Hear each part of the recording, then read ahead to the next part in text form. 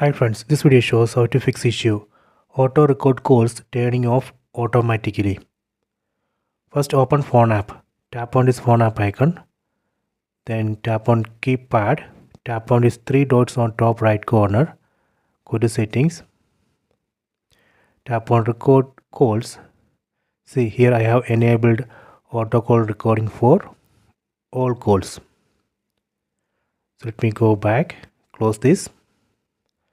Then open settings app, tap on the settings app icon, go down, tap on battery.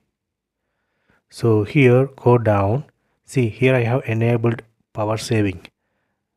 That is a problem, so we have to turn off power saving.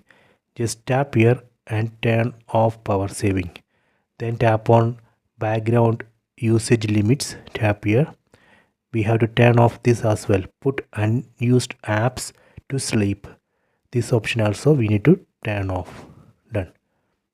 So after that you can open phone app, then dial one number.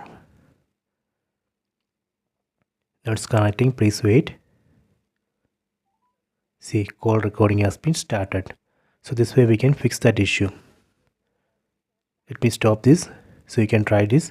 I hope you have enjoyed this video. Please subscribe this channel, please like and share the video.